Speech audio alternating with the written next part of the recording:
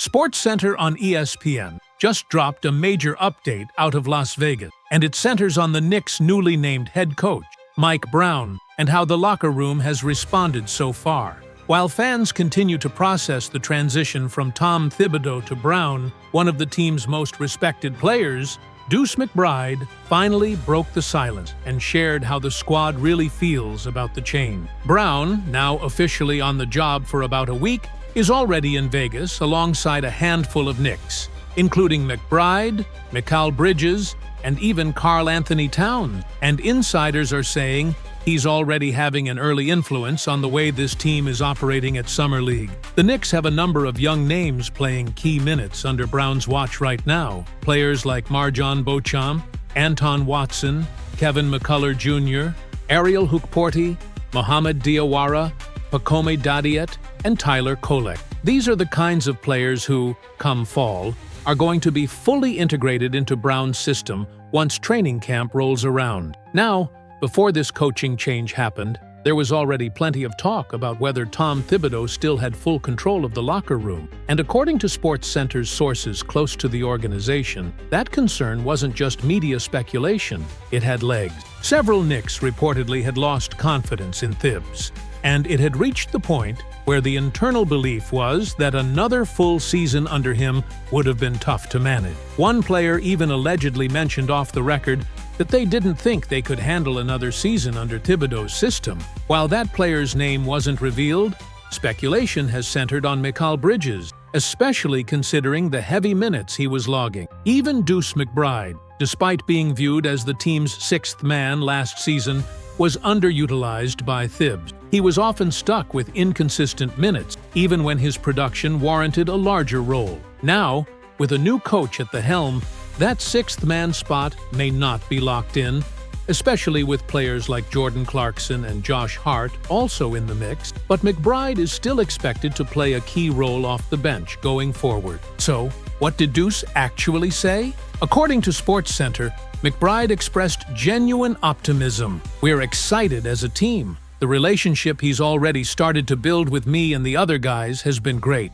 He's reached out. It's just early introductions for now. Not too much basketball yet, but it's going to be exciting." That's a significant tone shift from what we've heard in recent months. And Deuce has every reason to feel positive. He's coming off a solid season, even if he didn't always get the spotlight. Statistically, McBride put up 9.5 points, 3 rebounds, and 3 assists per game, shooting around 37% from three-point range. And beyond the numbers, what really stands out is his defensive value. SportsCenter's crew pointed out that Deuce is arguably the Knicks' best point-of-attack defender, which is saying something, considering OG Anunoby and Mikal Bridges are both elite on that end of the floor. For McBride to even be in that conversation tells you what kind of presence he brings defensively. And that's exactly the kind of player Mike Brown valued. Tough-minded guards who can defend, shoot, and play with pace.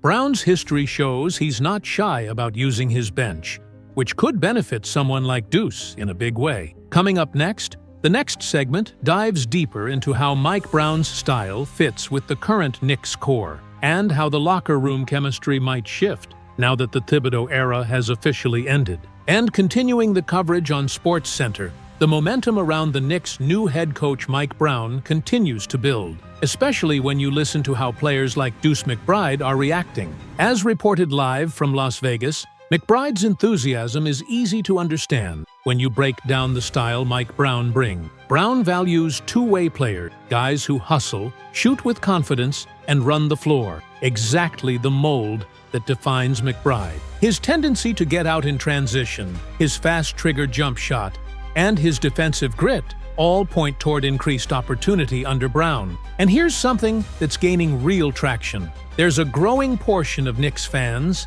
and even analysts around the league, who want to see McBride elevated into the starting lineup. Not Josh Hart, not Mitchell Robinson, but Deuce, right there next to Brunson, Bridges, Anunoby, and Karl-Anthony Towns, in a modern 5-out lineup. Why? Because Brown has proven he's comfortable with smaller, more fluid rotation. Just look at his time in Sacramento, where he regularly rolled with lineups featuring Sabonis and Keegan Murray in the front court. It's clear Brown isn't afraid of small ball, and that opens the door for the kind of spacing and pace that someone like Deuce thrives in. Now, let's talk numbers. Under Thibodeau last season, the Knicks bench ranked dead last in the NBA in scoring, averaging just 7 points per game. That's significantly lower than even the second worst, the Lakers, who managed 26.2. The Kings, coached by Brown part of last year, were also down at 26.3. The Nuggets came in at 26.4. But here's what sets the Knicks apart. Their bench simply didn't see. Yes, Brown has still played his starters heavy minutes in stretches, but historically, he's utilized deeper rotations than Thibodeau. 10-man rotations, balanced minutes, and confidence in the second unit. That shift could be massive for a player like McBride, who often got buried behind a rigid system last year, despite being one of the most productive reserves. Remember, McBride still managed 9.5 points per game, and he did that without consistent minutes. The only other bench contributor close to that mark was Cameron Payne at 6.9. Precious Achiuwa followed with 6.6, and Landry Shamet, who played 50 games, posted just 5.7 after working back from a dislocated shoulder. Mitchell Robinson, who only appeared in 17 games, gave 5 points per contest. The story here isn't just about a weak bench. It's a bench that was never given a true chance to shine. Now, that script has changed. Gershon Yabusele has replaced Achiuwa. Jordan Clarkson, one of the best sixth men of the modern era, takes over Payne's role. This new bench group, considerably deeper, more experienced, more dangerous, and Mike Brown has every intention of using them. As SportsCenter reported, this is one of the most important offseason developments for the Knicks. Not only did they improve the talent off the bench, they brought in a coach who actually believes in using it. Brown knows how to stagger lineups, maintain intensity, and keep his key players fresh for the stretch run. McBride is absolutely right to feel excited. His skill set fits perfectly into Brown's blueprint. In last season's playoffs, McBride played 19 minutes a night, and most analysts agree he deserved more. His defense stood out, especially against Tyrese Haliburton, where he was one of the few Knicks guards able to hold his ground. At times, only he and DeLon Wright were able to contain Indiana's star guard. Yet still, those opportunities were rare. That's why the change in staff matters just as much as the change in rotation. And it's why, heading into the new season, Deuce McBride may be poised to finally have the breakout year Knicks fans have been waiting for. Coming up next, SportsCenter will dive into how the coaching shakeup is influencing the front office's approach and what it could mean for the final structure of Mike Brown's staff. Don't go anywhere. Wrapping things up here on SportsCenter, the buzz surrounding the Knicks coaching staff continues, and Mike Brown's impact is already shaping the culture from the top down. According to ESPN's James Edwards, Brown currently has 2 open slots on his coaching staff, and he made it clear the process of filling them will be a collaborative effort between him and team president Leon Rose. That partnership between coach and front office is already on full display out in Vegas, where several familiar faces from Tom Thibodeau's staff remain active during Summer League. One name in particular, Deuce McBride. Initially, many believed he wouldn't return. In fact, his absence from the Summer League sidelines sparked speculation that he had moved on. But, as confirmed on site, he's still part of the organization and looks poised to stay on board. And honestly, it makes sense. McBride has a solid track record with this group, including a 12-9 run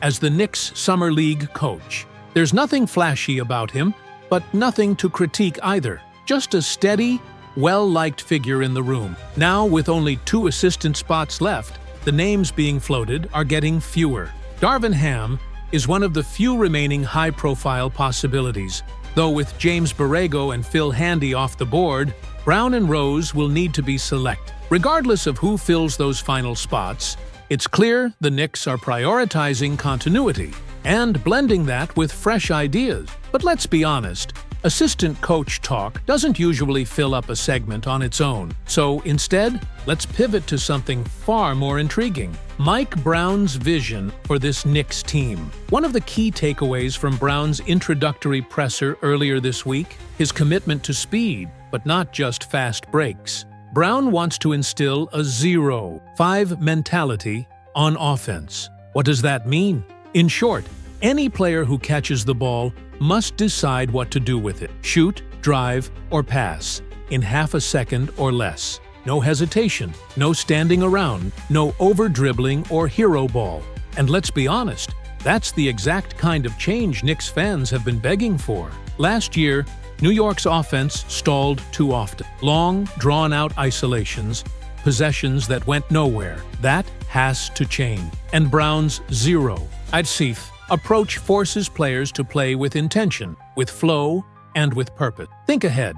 Make quick decisions. Keep the defense on its heel. That's the kind of system where Deuce McBride thrived. It's one of the many reasons why he's excited, and rightfully so. Now look, there are still some fair concerns. The defense, for instance, may take a step back with more pace and spacing. But with elite individual defenders like OG Anunoby, Mikal Bridges, and yes, Deuce himself, the Knicks have more than enough talent to hold their own on that end. And when it comes to Mike Brown, history says this is his moment. His track record in first-year turnarounds is strong, and if there's ever a time to believe, it's now. So yes, the optimism is real. The Knicks have been reshaped from the top down. New staff, new system, deeper bench, and a culture reset that feels both modern and meaningful. Mike Brown is the architect of that, and he's already building the foundation. Still, the conversation continues. What do fans make of Deuce's comments?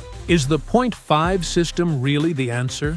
Does keeping coaches from the Thibs era limit Brown's autonomy? Is the front office too involved? All fair questions, and time will tell. But for now, SportsCenter signs off with this. The New York Knicks are no longer a team running in circles. With Mike Brown at the helm, they're moving with purpose.